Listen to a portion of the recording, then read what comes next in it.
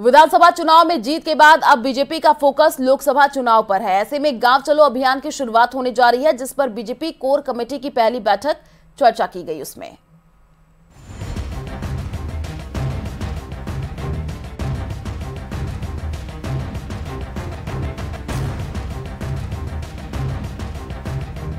Core committee की बैठक में मिशन 25 की तैयारी,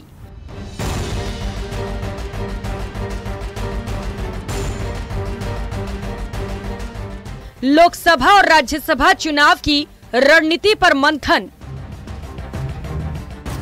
ये गांव चलो अभियान अभी 3 दिवसीय अभियान है, उसमें हम सभी लोग गांव में रहेंगे। हैट्रिक बनाने की तैयारी में बीजेपी। के विस्तार और कार्यक्रमों के बारे में चर्चा हो। क्या जयपुर में कोर कमेटी की बैठक में चर्चा की गई कि कैसे बीजेपी मिशन 25 को फतेह करेगी।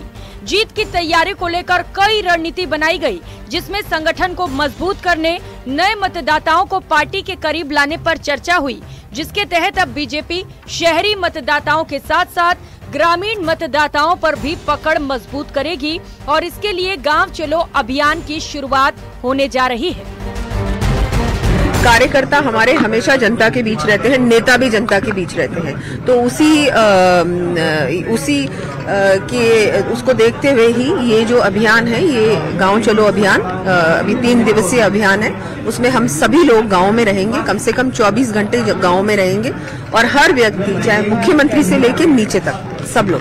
कुछ सामान्य बैठक है, सरकार बनने के बाद पहली कोर कमेटी की बैठक हुई है और भारतीय जनता पार्टी के जो अभियान चल रहे हैं, बस उसी के बारे में बात हुई। लोकसभा चुनाव में हम पूरी शिद्दत के साथ, मेहनत के साथ जा रहे हैं और 25 की 25 सीटें हम जीत कर आएंगे। जनता से जुड़े हुए बहुत सारे अभियान है, मोदी सरकार की नीतियां हैं, विकसित राष्ट्र का संकल्प है, उन सभी बातों के साथ हम जनता के बीच में जा रहे हैं। गांव चलो अभियान में बीजेपी ने पूरी ताकत झोंक दी है। गांव चलो अभियान 9 से 11 फरवरी तक चलेगा।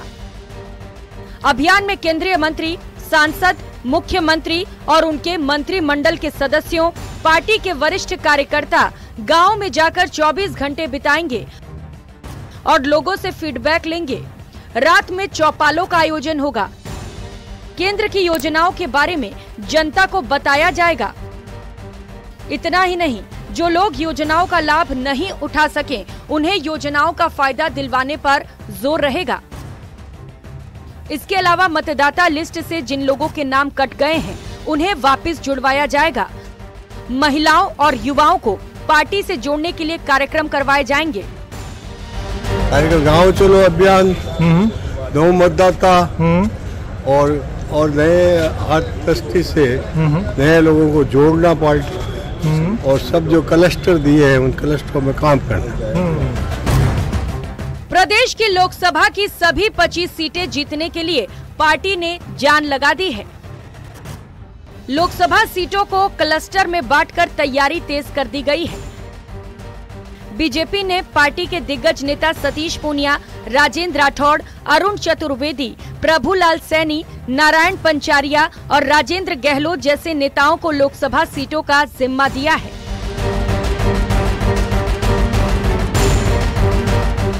पार्टी कार्यालय में कोर कमेटी की बैठक में वसुंधरा राजे भी आई।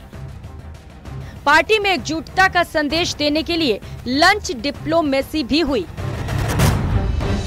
मिशन 2024 पर फोकस करने का आह्वान किया गया।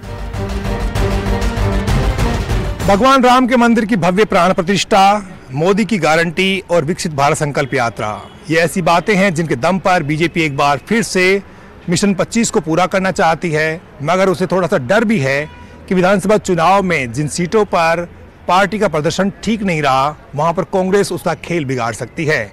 इसलिए बहुत ही सोच समझकर पार्टी रणनीति बना रही है ताकि मिशन 25 पूरा हो जाए और एक बार फिर से नरेंद्र मोदी देश के प्रधानमंत्री बन जाएं। कैमरा पर्सन दिलीप चेची के साथ बाबूलाल धायल, न्यूज 18 जयपुर। तो वहीं आज संसद में आपको बता दें कि उसके बारे में भी जानकारी देंगे, लेकिन अब पेपर लीक से जुड़ी हुई बड़ी जानकारी आपको दे दें।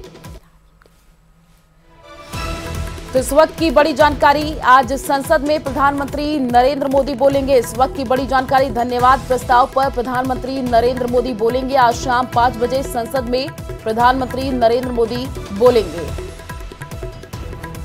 तो राष्ट्रपति के अभिभाषण पर धन्यवाद प्रस्ताव पर बोलेंगे। बीजेपी ने इसके लिए अपने सभी सांसदों को 5 फरवरी को सदन में उपस्थित रहने के लिए एक व्हिप जारी किया है। राष्ट्रपति द्रौपदी मुर्मू ने बुधवार को सत्र की शुरुआत में संसद के दोनों सदनों की संयुक्त बैठक को एक साथ संबोधित किया था।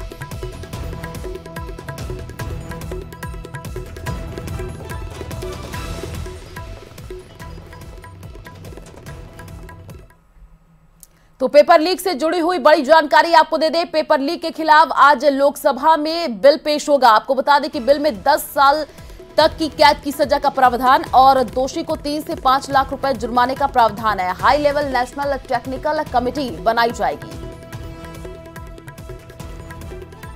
तो पेपर लीक से जुड़ी हुई यह बड़ी जानकारी आपको दे रहे हैं। लोकसभा में बिल पेश होगा और बिल में 10 साल तक की कैद की सजा का प्रावधान और दोषी को 3 से 5 लाख रुपए जुर्माने का प्रावधान।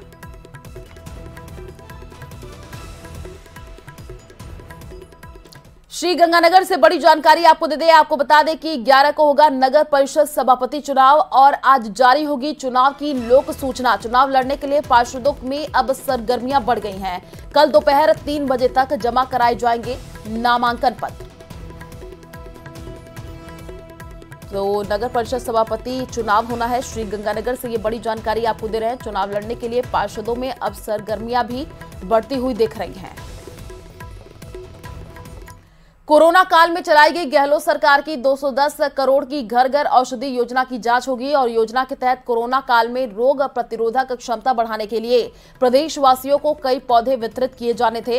वन विभाग की पहले ही समीक्षा बैठक में वन मंत्री संजय शर्मा ने योजना पर सवाल किए तो कई अधिकारी बैठक में ही बोल बैठे कि इस योजना के पौधे जब मिले ही नहीं तो आम जनता तक कैसे पहुंचाए जाते। आपको बता दें कि वन मंत्री ने योजना पर सवाल खड़े करते हुए कहा है कि योजना की तह में जाना होगा।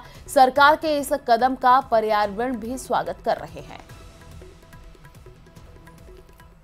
पिछले 5 वर्षों में जो भी फॉरेस्ट से जुड़े हुए कार्य हुए हैं उनकी सूची मैंने मांगी है और मैंने सीधा कहा है कि मैं कहीं भी जाकर के इनकी जांच कर सकता हूं। आंकड़े सोच समझ के देना, हकीकत देना और इस बात को हल्के में मत लेना। पिछले दिनों वन मंत्री ने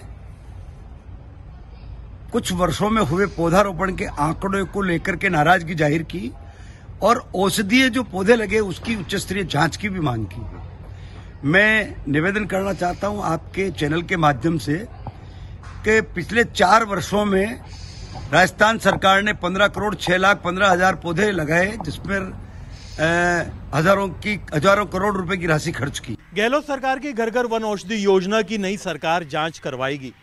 योजना को लेकर के नए वन मंत्री संजय शर्मा ने स्पष्ट संदेश दिया है कि योजना को लेकर के हमें गड़बड़ी का अंदेशा है। इस योजना की अगर बात की जाए तो करीब 210 करोड़ की ये योजना थी। कोरोना काल में प्रदेशवासियों की इम्यूनिटी यानी रोग प्रतिरोधक क्षमता बढ़ाने के लिए ऐसे 4 अलग अलग प्रजाति के 8 पौधे प्रदेश की सभी एक तरह से आबादी को दिए जाने थे और उस आबादी तक इस पौधे की पहुंच नहीं होने के सवाल पर जब रिव्यू बैठक में वन मंत्री ने सवाल खड़े किए तो खुद बहुत से वन अधिकारी इस बात से इनकार कर बैठे थे कि उन तक भी वन औषधियाँ नहीं पहुंची थी। फिलहाल योजना को लेकर के जांच के निर्देश दे दिए गए हैं। जांच कितनी गहरी की जाती है और इस मामले में क्या निकल करके आता है इसका सभी को इंतजार करना होगा।